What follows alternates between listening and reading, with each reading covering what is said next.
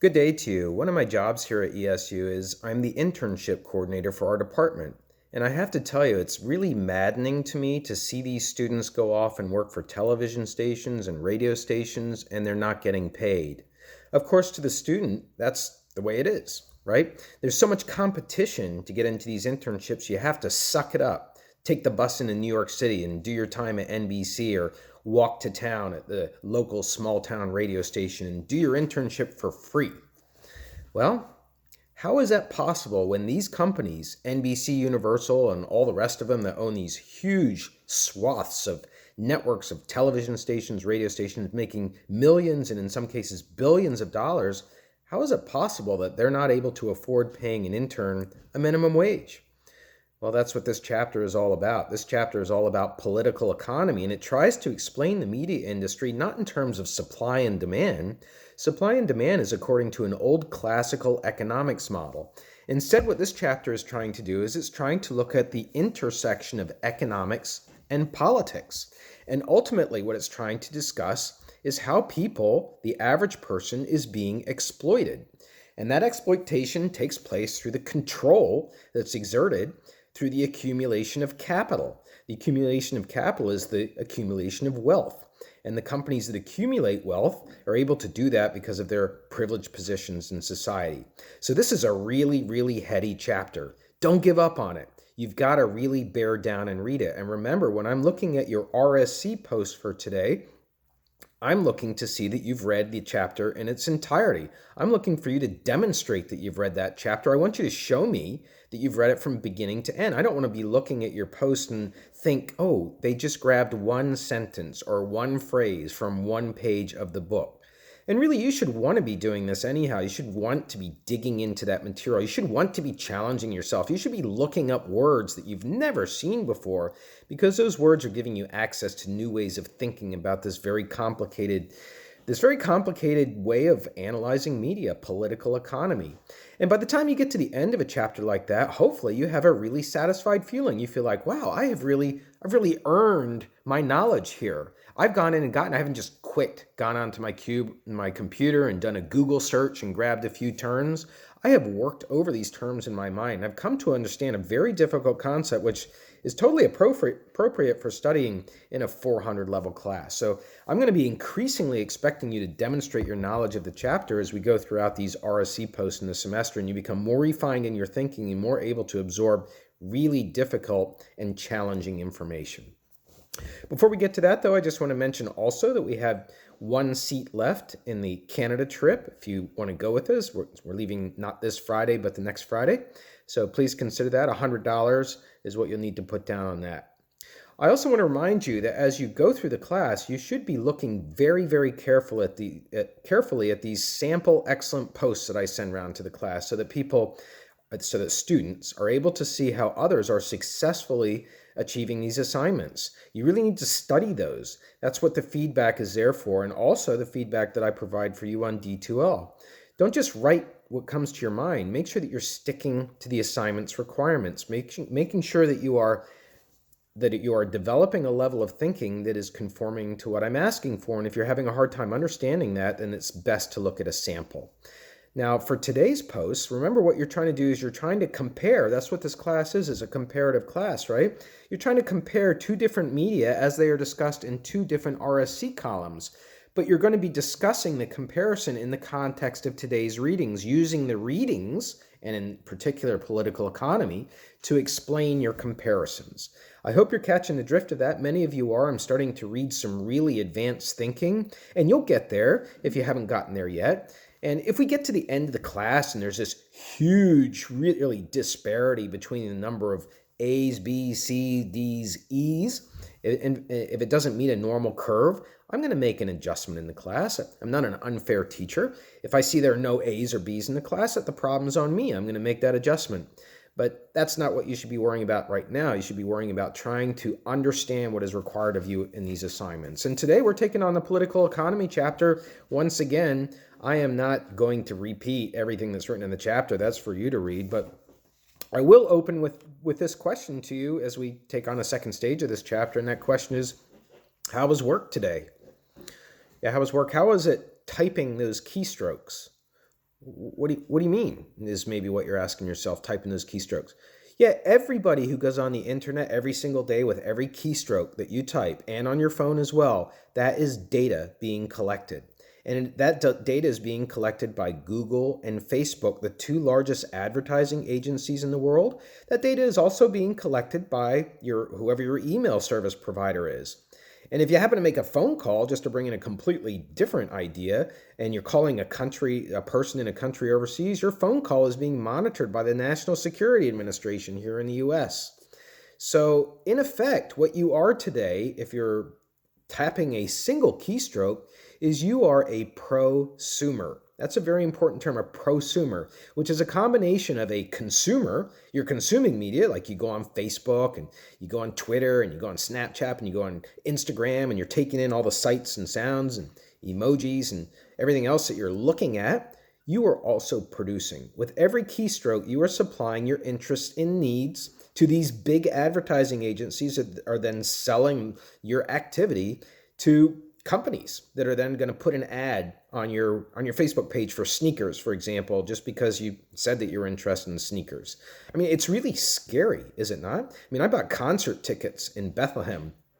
I can't remember whether I mentioned this, and by the time I got home, I hadn't given my email address. I hadn't given out my cell phone number. By the time I got home, I was seeing ads on my Facebook for the Sands Casino venue. I forget what it's called, where concerts take place, for all the upcoming concerts for October and November. And you are having examples like that wherever you go. It's really spooky. And if Alexa is in your room and you say something, oh, I think I'm gaining weight. Next thing you know, you got ads appearing all over your social media platforms for weight loss products. So that's what this chapter addresses, among other things. It uses a term, the NICL. I want to remind you of what that is. It's an acronym. I shouldn't say term.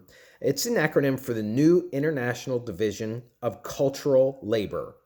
The New International Division of Cultural Labor, where much of the manufacturing of this world has been shifted to, quote, the global south, which is referring to South Korea, and it's referring to other powerhouses in South America, Mexico being one of them. A lot of products are produced down there. And what that has done is it's shifted some of this disparity in income to the South and making it harder for the South to pick itself up economically. And that's why the Northern Hemisphere is a much more wealthier hemisphere. It's an entrenched political power structure. That's what political economy is all about. It's not about, oh, it's very logical. Supply and demand dictates how much this soda is going to cost. It's really hot. It's summer. I go into Wawa. It's $1.75. Oh, that's a lot of money for a soda, but they can do that because I'm thirsty and I want to drink Coke, not just any brand, but Coke. And the reason for that is because Coke owns a piece of your mind. The political structures that are built into Coke are exerting influence over your behavior because you have a fear that if you don't choose Coke, you're going to be less than satisfied. And our houses are filled with all kinds of products that we are buying that are part of this political economy. If you look, for example, in the bathroom, how many cosmetic products do you have that you simply can't live without? And of these cosmetic products, why is there a difference between a product that you use for your hair versus what you use for your face versus what you use for other parts of your body? In actual fact, the ingredients are not that different, but we have been sold on the idea that branding has developed these needs that we have to have satisfied by purchasing these specific products. Okay, I'm getting a little deviated from the task here. I'm trying to come up with common everyday examples to help you understand this really heavy-duty term. Politics and economy. It's all about, if you want to distill it to its essence, it's all about who controls, who owns, who regulates, who benefits, and most importantly, who suffers from media. Looking at that subject, those terms comprehensively, not just using communication research, using sociology research, using geography research, using many other avenues of research, and ultimately political economy is concerned with justice. There's a great example in the book. If you look at the example in a sidebar on one of those pages, I think it's box 3.1, there's a discussion of the Edelman advertising agency, the Edelman PR firm. The Edelman PR firm stating that it's on the side of climate change, that it's on the side of people. But then you see underneath, it's doing a lot of things that are in exact opposite of its stated noble intentions. And so political economy is designed to expose that, but also to awaken us to the fact that we are prosumers. And by the way, when you are a prosumer, you're not getting paid, and you should get paid. And so one of the reasons, or one of the ways in which prosuming and political economy shows itself on social media now, trying to transition more specifically into media, this is a class about media, is the security industry. You may think of it as a security industry. Every time you want to purchase something, every time you want to log into your bank account, every time you want to get into your email, there's all these ways of authentication, right? There's bots that you have to do. You have to, click all of the pictures that have a fire hydrant in it. Or you get a text message that asks you to enter the authentication code in the box on your computer for whatever you're purchasing. These multiple levels of security are present in our everyday life, including cameras around, including all the different methods of being watched. Well, the book makes a point that this is not really a security industry. This is a surveillance industry. There's a big difference. You're not getting security by having these alarms in your house. You're feeling more dangerous. You're not getting security by having cameras around. ESU has cameras all over the place, but still people broke in this weekend and bashed up a bunch of computer labs. So these are ways that companies are leveraging you into purchasing products by getting you to feel afraid. It's the surveillance industry, and you're being surveyed every time you're going on your computer. I'm being surveyed right now by making a video and putting it on YouTube, and it's being captured on my phone. My phone is accessible to who knows where. I'm not trying to make you paranoid.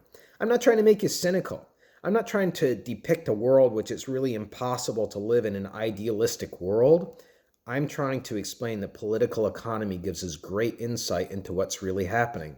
So when it comes to the surveillance industry, every time you receive a privacy statement from a Facebook, from a Twitter, we've updated our privacy statement to better serve your needs and help you share what you would like to share, tapping into our egotistical and sometimes lonely tendencies.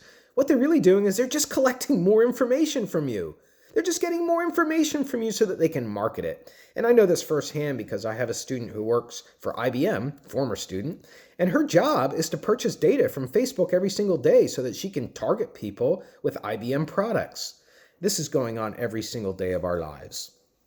So on the back end of the book, you will find that, or the back end of the chapter, it starts to discuss two industries which relate to media. It's got the film industry discussed there. I want you to read about that and learn about how that industry had a stranglehold on the distribution of film content. Independent film producers can't get that out. And that's all part of political economy, that powerful Hollywood producers exporting up to 68% of the world's media content right here from the United States. They don't want to give up that market share. And so when you go to the movie theater, the way that movies are distributed is all according to who owns, controls, and regulates those media properties and who is suffering. And then the chapter also talks about television. Television is discussed as well. Did you know that many countries, including France and Canada to our north, actually have quotas? They have quotas to try and guard against the powerful U.S. corporations. Fox News, or the News Corporation as its parent's company is known. Disney, which owns ABC and CNN, ESPN.